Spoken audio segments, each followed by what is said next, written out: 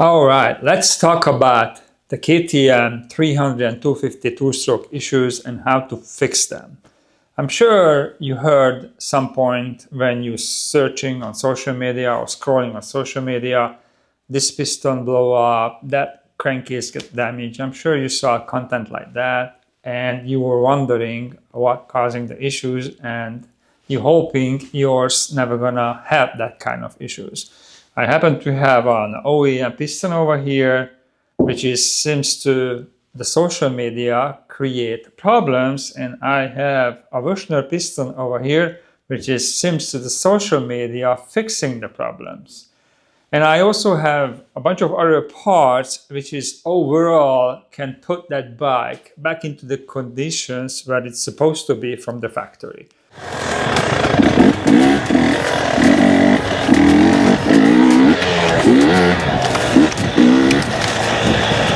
First of all, I'm not here to protect KTM, and I'm not here to blame KTM. I'm just going to simply tell you the facts, and I also tell you the solution, what I found over the years, how to put these bikes back into shape. To me, in 2025, the Yamaha is the bike. I said that many times. That doesn't mean this bike is not good at all. Matter of fact, it's a lovely platform, but it takes some need to fix it and put it back the way it's supposed to be from the factory. Let's start with the issues, and then we're going to talk about how to fix them. The main issues, what everybody's talking about, especially lately, there's a video out there, and I kind of disagreed with that video in many ways, because he gives you the problem, but he doesn't actually drive deep into the problem, what really causing the problem, and it doesn't give you the right information if you actually going to face with these problems or not. Okay, let's talk about piston blowing up because the curtains are too long. That's what the most common thread is on social media. And when you just say that, it potentially makes you worry about, oh my God, mine could blow up or not. So let's break this down. 2023, KTM came out with the throttle body injection system with a new design, which they equipped this piston. And if you have a 2023, you may have these problems. And the reason why I'm saying you may have that problem, because we have to break this down even more, because these bikes are developed in Europe for European conditions. Why I'm saying that? Fentic in 2026 just realized the American market is not the same as the European market, so they specifically designed an ECU for the United States market because the fuel octane is not the same. When they developed these bikes in Europe, they used the European conditions, obviously, and they also developed these bikes for enduro, mainly, of course, because they are winning number of championships with enduro. And when you see these pistons blowing up on the bike, and you actually see the bikes, majority is 2023, and the second main thing is the SX, which is being used on the motocross track. So KTM didn't really spend much time of developing this bike for MX. They just actually get the XC and throw it into the SX platform, and they hope it would work. When we ride like an older fellow, it doesn't mean the bad way, but you kind of have the point when you are not revving the crap out of your bike because you just have a common sense of not to do that. Or if you do it, you're not gonna let it, while open throttle for seconds, 2 seconds, 3 seconds, 3 seconds. We just don't do that. I don't think so. The MX guys, because they have to. If you are jumping, you have to rev the crap out of it to balance the bike out. And if the piston blow up when you are up in the air, that causes significant damage for your health, not just for your bike. Back to the basic, the majority of problems with the 2020 bikes, pistons blowing up, are SX bikes. So if you have a W or an XC bike and you're riding enduro, That's why you are wondering, oh, mine is 2023 and I have 250 hours in the end. Mine has no problem. Of course you don't, because you're not revving the crap out of it. Hopefully that makes sense. Depends what kind of bike you have, which year bike you have. That can change how this piston changing your life. The first issue was the cylinder, not the piston curtains like what you heard most, but the cylinder. The cylinder was cracking badly. So KTM changed that. That was something a Chinese scooter brand manufacturer. They are made the cylinder for KTM, and that's what the 23 had on. And then they changed that. So first they changed the cylinder because of the cracking, and that seems to be good. In my 2024, I have the other type of cylinder, which is better. So first they changed the cylinder, and then the following year, 2025, they changed the piston. 2023 platform also known to have very, very bad electrical issues, like the bike's just bugging and it doesn't work. And what drives me crazy, that video was saying, oh, it has all kinds of electronic device attached to the two-stroke, and that's causing the issues, and that's why KTM couldn't figure it out. But technically, the two-stroke works the same way as the four-stroke. The four-stroke has the same or more sensors built into it for the same reason, because the injection system. So that shouldn't be the case. But anyway, the 2023 bike is the worst KTM in the KTM history of dirt biking. So if you have, or if you plan to buy a 2023 or KTM, just don't buy the 2023. And I said that many times because that bike is terrible. 2024, which this bike is, they fixed the bugging issue mainly. When I bought this bike, it was still backfiring over here. That's probably because they tested it in the European conditions, when the people over there using 98 octane and we are using over here 87 or whatever the cheapest fuel we can buy into these bikes, because we just want to have it, ride it for a long time and not to spend $100 on fuel just for 5 gallons. So that's probably the reason why that bugging issue is. What I did with my bike, it's a lot, and we're gonna get to it. But when I bought this bike, I was really unsatisfied with it. It had all kinds of inconsistent running issues. It was just not the right bike. I didn't even thought it will be that bad, but it was. I was very upset about this bike.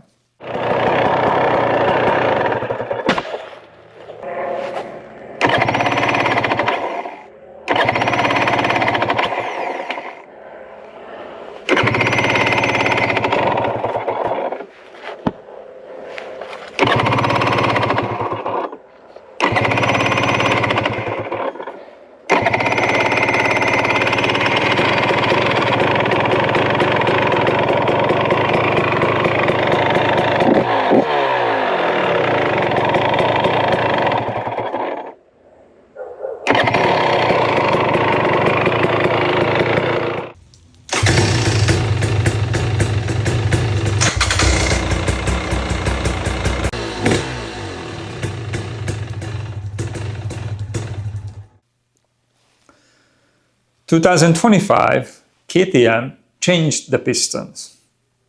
So in 2025, they no longer using that piston, which is, you heard it, the curtains hitting the crank, because they changed it. What people are doing with it, they actually grinding a little bit down from this side to avoid that issues, if it ever happens at all. With me, I rev the crap out of it, but it has 35 hours in it, and I was told if I put an aftermarket piston in it, then I will no longer have that very feeling. So I changed the piston out in 36 hours, 34 hours on mine, because I read the internet and I had the same feeling. So when I took the piston out, the cylinder was pretty badly damaged, and the piston is not in the best shape. The upper ring is still kind of stuck in one position. It's really hard to move it. So I lost compression because of that. It has a lot of carbon buildup, and it just doesn't move freely like the bottom one. The bottom, I can move it, no problem. The top one, even if I force it, it just barely moves. So I bought a Wurschner piston. Actually, I'm sponsored with this guy, so I actually had them over here. You know, they're just giving it to me. And when you look at the internet, they said if you're buying these pistons, the size will be different, and you have no problem because they fixed the problem, which is lowering the curtains. So they cut some off of it. And I measured these pistons, and they are identical. They are exactly the same. To answer the question, why is it blowing up? I don't really see 2024 bikes blowing up unless if you're riding SX. And only thing I can think of when I took this piston out and we measured what piston we're supposed to put in, it was already a size up after 34 hours. So the cylinder were done so quickly, I had to put a one size up piston in there. And I don't know if you know that, but the way the piston running inside, it's kind of like this. It has that shape. It doesn't really go up and down because it has too much gap on the side. Instead of being running straight, when it's new, it starts getting weared out and start going to do this. And that could cause the issue of the curtain hitting the crank because the piston lose too much or enough in the cylinder to causing that issue. The way these new bikes are built, it's not like the way the carbureted bikes build. When you look at the tolerance on the carbureted bike, 1/10, 2/10, 3/10, it's just no major. Over here, 1/10, it makes a world of difference. So over here, the tolerance on these new bikes are much smaller, significantly smaller, and that's actually put a bigger task to the engine builders, even from the factory, because when they're putting these bikes together, everything has to be on the specs in 2/10, because if it's not, it's causing an issue.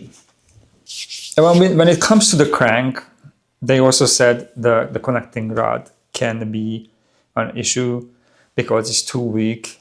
No, I disagreed with that because that's easy. That's all it takes. It's just math. You just have to calculate the force, and then you can easily calculate what's the safest thickness of the connecting rod needs to be in order to serve perfectly.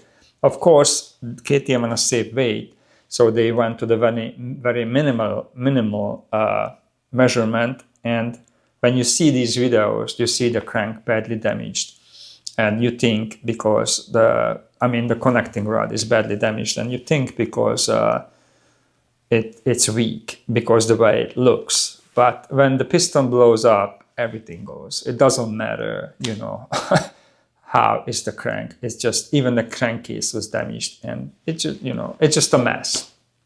So I don't think you have to go that far to worry about the crank. Far as you have the pistons in the right condition, you are good. And far as you're not riding MX or not jumping and not revving the crap out of it, you don't really have to worry about this stuff unless if you have a 2023 KTM. Far as the electrical issue on my 2024, I do not experience any kind of problem with it. There is no bugging, no hesitation. Every time I turn it on, it just does the same thing consistently. But because I fixed it probably, that's why. Let's see what I did with my bike to be the way it is right now. Obviously, I changed the piston, but technically I have the same kind of piston in there. Far as the dimension, I also honed my cylinder.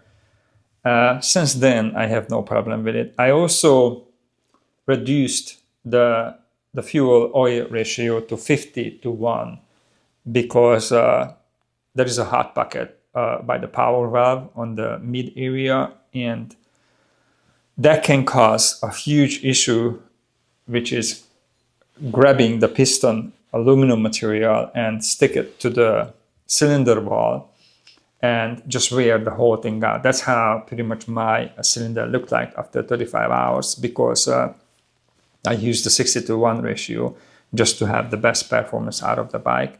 And technically I killed the cylinder with that, or I put it in a bad shape. But if you changing your piston, if you will, or if you have a new bike, then you run it to 50-to-1 ratio. And very important, if you put the TSP, two-stroke performance mapping on your bike, that will fix everything, all the issues with your bike. It will inject more fuel or oil into that RPM, that 7,000 RPM range, when the bike suffering most with fuel or oil, depends if you have an X or W, because it inject more into that time range, the 5,000 to 7,000 RPM range. You're gonna have more fuel in there, so the engine will run cooler, so you no longer have that overheating issue like I had and that quick piston wear down. Plus, fixing all of these bugging issues by the bike sometimes decide not to start up, sometimes decided to backfiring, sometimes it doesn't brings the power what you just had yesterday and today you don't. This will fix all of that issues. And when I say the Yamaha is the bike in 2025 for $7,000 or $8,000, that bike comes equipped with this setup already. This thing costs quite a lot of money, but if you want to own KTM, then I guess you just have to pay for it. Otherwise, you're not going to have a good running bike. If you have 2023 and 2024, this is the fix for it. If you have 2025, the 2025 bikes I rode the Husky, the KTM, they are good. They are kind of in level in a way with this one. So always runs, the power is on point, nice linear power, no bugging, no hesitation. I do not know if they fixed the fuel issues, meaning like 7,000 RPM, the fuel is kind of lean and then, overheating a little bit over there in that range. I don't know if they fixed that or not, but I just suggest you to, if you can afford it, to have these. You cannot go wrong with it. There is a lot of options you can set up with it. You can choose the power, where you want the power to be, how you riding. There's endless of options with that. You can change the ECU, you can change the fuel mapping, the air, everything, a bunch of stuff. Anyway, that's that. The second thing I have the engine ice in there just to run it cooler. I'm not running antifreeze into this bike since I replaced the piston in there. I just don't want to take the chances, especially I'm in Florida. The third thing I had the TSP high compression head on the bike, and not for me. And if you have an XC, not for you either, because the XC cylinder head isn't the same as the W. And when these bikes came out, a lot of people tried to put the XC head on the W to get higher compression, but KTM was thinking about you guys, if you're one of those, then they made some changes, so you won't be able to make that switch just as easy as you think you would. So that's why TSP has these high compression heads. They have 3 different inserts that you can choose to put in. I had it in, and then I ended up putting the OEM back because with this I experienced a little knocking on very high RPM.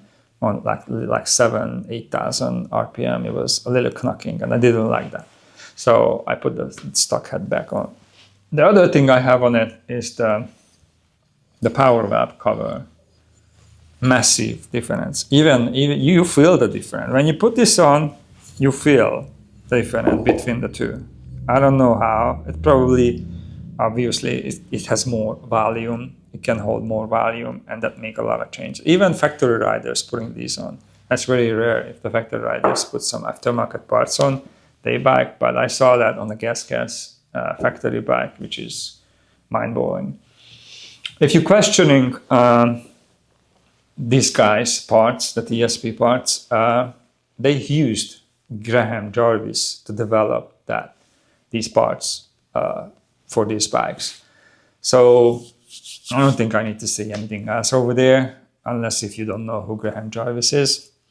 A little side story. When I give him my wheels to test my Enduro Pro Series wheels, he found it too stiff. I mean, that's why we build it, because it's just like bulletproof, so it lasts for quite long, or longer than any average wheels. But for him, it was too stiff. So I would not feel any difference between these wheels or any other wheels. So that tells you how on the level of where he's at.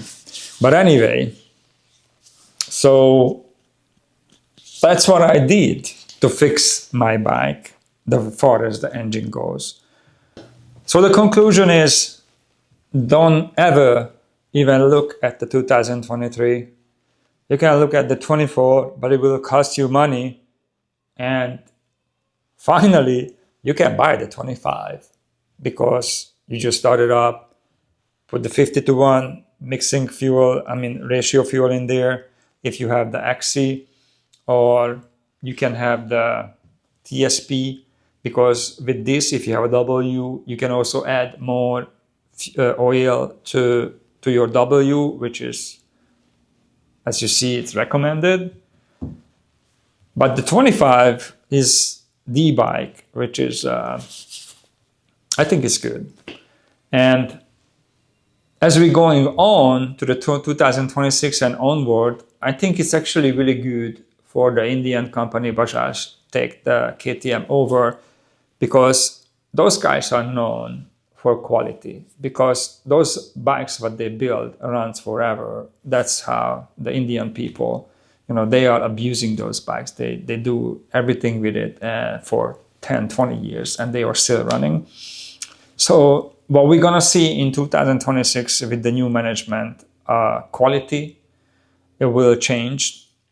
I'm pretty sure it does. And that's a good thing. So we don't really need these bikes to be more advanced. We just need these bikes to be reliable. And I think, or I hope at least, that's what Bajaj is going to give us in the future.